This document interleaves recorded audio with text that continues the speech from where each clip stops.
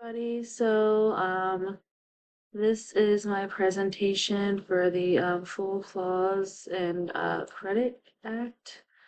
Um, so the definition that I found was the authors of the Constitution included the full faith and credit clause to make sure that legal decisions that are made in one state would be recognized and upheld in other states, stopping individuals from basically looking around for better rulings, relitigating issues in different jurisdictions, by promoting consistency and stability across the nation and fostering cooperation between the states. And I did find that on Google, but I forgot to cite that. The case that I got was Angela Okafor Carlisle versus Roan Everett. This case was actually kind of interesting, to say the least. So in this case, Angela Okafor Carlisle versus Roan Everett, the parties requested to submit supplemental arguments on the single issue of full faith and credit clause of the United States Constitution. In this case, the mother, Angela Okafor Carlisle, wanted to remove Roan Everett from her son Sharif Cahill Green's estate.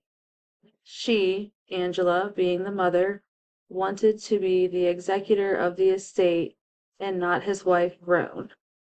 On June 18th, 2022, Mr. Green passed away at Deborah Health and Lung Center in Burlington County, New Jersey.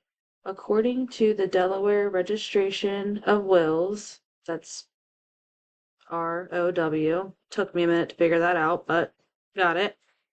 Granted letters of administration regarding Mr. Green's estate on August 26, 2022, to Roan Everett, his wife, to a marriage certificate issued in Pennsylvania on June 6, 2022. Mr. Green's mother wrote to the RWO, disputing the grant of letters administration to Everett based on the mother's claim that the marriage to her son was impossible. So, the Register of Wills, RWO, contacted several relevant parties to investigate the mother's claim. The ROW contacted Tiffany Gordon, the Commonwealth of Pennsylvania, County of Pennsylvania Orphans Court clerk who signed the marriage certificate. The row asked the clerk to confirm the authenticity of the marriage certificate, explaining that Green's mother claimed that Green was hospitalized in the state of New Jersey from June 3rd until his death on June 18th. The RWO further questioned the Pennsylvania seal's placement on the marriage certificate, noting that the bottom half included the orphan's court seal, but the top half did not.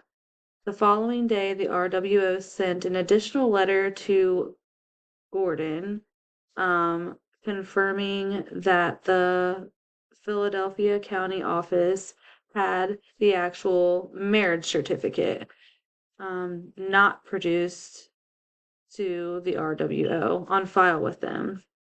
The RWO also sent a separate letter to Mr. Lewis Rutherford. He was the officiant for the wedding, or he was the officiant, I guess, for the wedding on the certificate, requesting written confirmation of him personally witnessing the wedding of the decedent. Upon supplying the proper marriage certificate, that they were also able to provide a note from Mr. Green's physician, stating that Mr. Green was of sound mind and able to make the decision to get married. So the wife was awarded being the executor due to the marriage being legitimate. On paragraph C, um, on the actual case, I guess I could have put it on there. It states full faith and credit clause under the full faith and credit clause of the United States Constitution. The full faith and credit clause shall be given in each state to the public acts record. I'm sorry, it's public acts records and judicial proceedings of every other state. As a matter of Delaware law, marriages that are valid in another state will be upheld and recognized in Delaware. Under this provision, a Delaware court must recognize the actions of a court in another state. Here, the Pennsylvania Orphans Court performed an investigation at the request of the Delaware Register of Wills.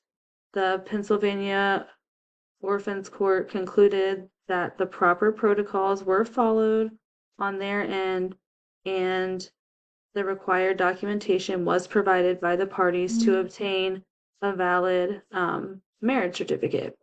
Therefore, the conclusion was that the case was dismissed and the wife was obviously rewarded being the executor of the estate.